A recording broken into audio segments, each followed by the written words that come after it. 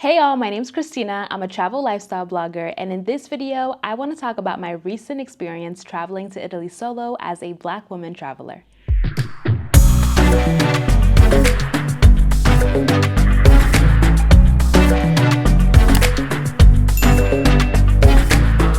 So unfortunately, many Black people have experienced mistreatment or have reported just experiencing blatant racism while traveling to Italy, the same way that many people have also had great experiences. Leading up to my trip, I feel like while doing research, I saw so many videos of Black travelers having negative experiences, and being that my trip went from one where I would have a friend with me to solo, if I'm being honest, it started making me a bit nervous. As a Black traveler, I don't think people realize how much research is actually done regarding how racist a destination is or isn't, which is unfortunate, but it is just part of the Black travel experience. However, if there's one thing that I have learned over the last few years when I've started traveling, it's that I owe it to myself to experience destinations for myself, and what one person experiences may not be what I do, so I wanted to go out and see Italy for myself.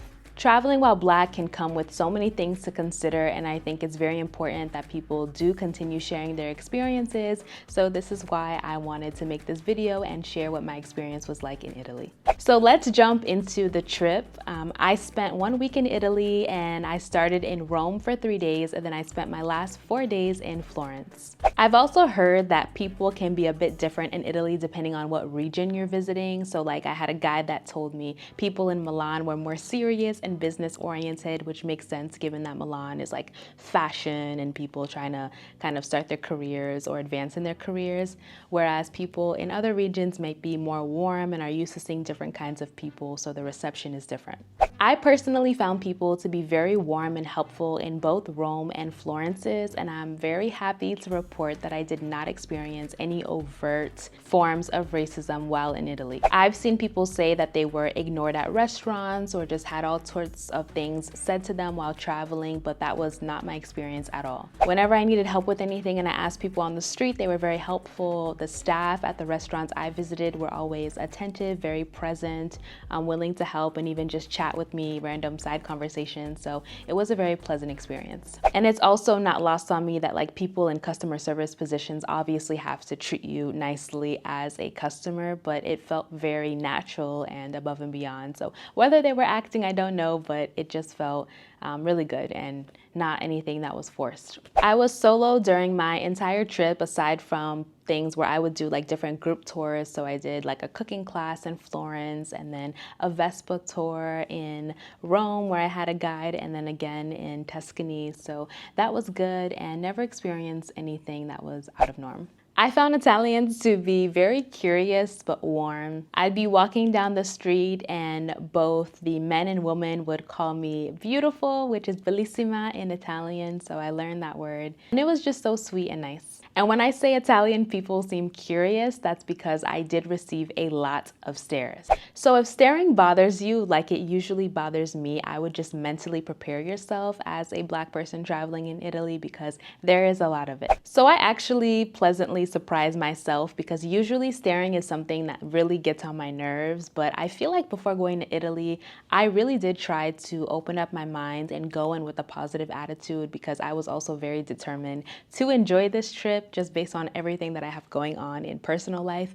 So the staring honestly didn't even bother me that much. And I'll also say that the stares were never ones of disgust or why is she here or like looking at me crazy, but they were really just curious, like, oh, she's here, she's in this space, she's alone, like what is she gonna do next type of thing. Sometimes it did feel like I was kind of putting on a show, but if it wasn't that, it was just like stares of admiration where it would be like, oh, look at her, or like, you know. So at least I'm happy. I don't think I received one dirty look while in Italy that I noticed, at least. And I'm also very observant, so it's not even like I was just very unaware of my surroundings. I'm always very hyper aware actually, and always paying attention to everything that's going on. So that was good. I did make a short video about my experience with racism in Italy, like a 1-minute video. And one comment that stuck out to me is that if you kind of put yourself in an environment or a space where you're not looking for racism, it won't come to you.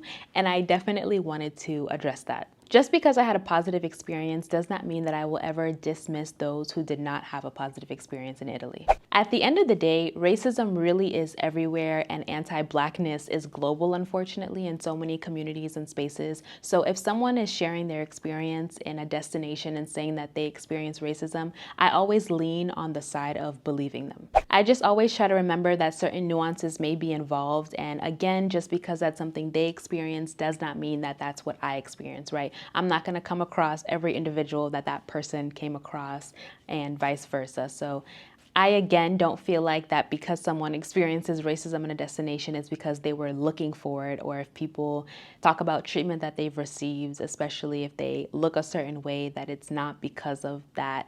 I just think those who have never had to really be hyper aware of the way that their identity impacts their experiences as they continue to navigate the world don't really understand just how much it does impact the way people have to go through the world on a day-to-day basis. And so I just think it's very important not to place blame on the individual that is sharing their experience. So that was pretty much my experience in Italy as a Black woman. It was honestly such a beautiful trip and one of my favorite solo trips that I've had so far.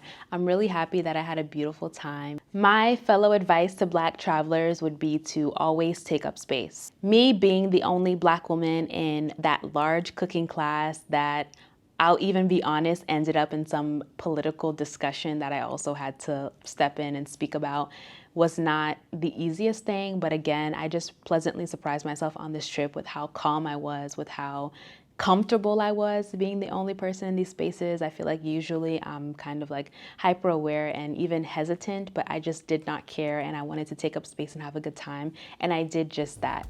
It is not always going to be the most comfortable thing, but we also deserve to see the world and have the experiences that we want to, and I encourage you to do just that. It's so important to be the representation that you eventually want to see, so that as you continue to travel, you're not the only Black person in a lot of spaces, and that would be a beautiful thing. I've already dropped my Rome travel guide on my blog, beingchristinajane.com, that talks about where I stayed, where I ate out, the things I do, everything you need to know about safety, public transportation, all of that stuff, all in that guide for free. And I'll also be doing my Florence one. My vlog should be here on my channel of my Italy trip, so you can see how I kind of navigated through the country. And I hope all of that helps you plan your future trip to Italy if you are thinking about going, or if you're planning a trip. Regardless of your background, let me know in the comments below if you've been to Italy or if you're planning a trip. Let me know if you have any concerns. I would love to ease your mind, especially again, if you're a Black traveler that's trying to get out there. Don't be shy at all. Feel free to use me as a resource in the comments. Be sure to subscribe to this channel for more travel vlogs, travel content, thoughts, and opinions about the world and travel in general. And I will see you guys in the next one.